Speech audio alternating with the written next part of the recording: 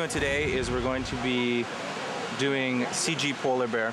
We've got our animal makers here to handle all of the up-close, extreme close-up whip pan shots.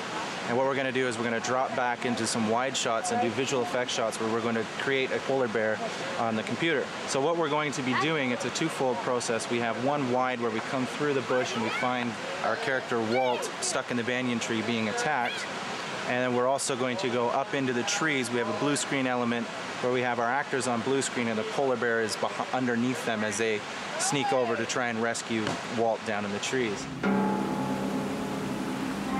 We were hauled up in the branches of a tree. I didn't quite understand why at the time we needed to go quite so high and live quite so dangerously. We need to find some position where Michael can position himself, that he's the go-between between Locke to get the vine and the knife and between his son. We're trying to rescue Walt from a bear.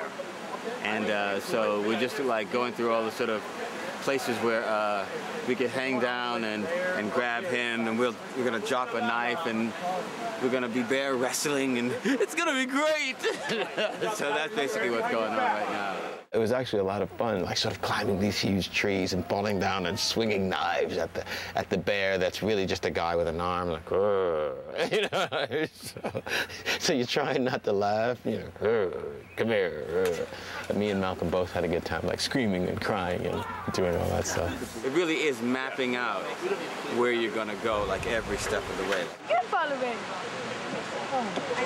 I was in a big old banyan tree and a polar bear was trying to get at me.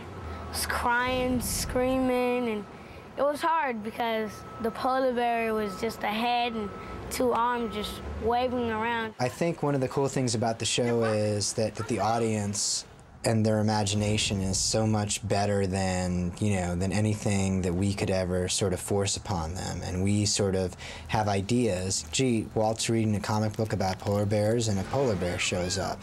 Or Walt is reading a book about birds and a bird flies into the window. And I know what I mean by it, but I think when the audience starts getting disconnected is when you tell them what to think, which is, Walt is psychic. Like, I don't want to say that, but all I'm going to say is I show you the scene, I throw out the idea, and then it's sort of up to you to extrapolate from it what you want.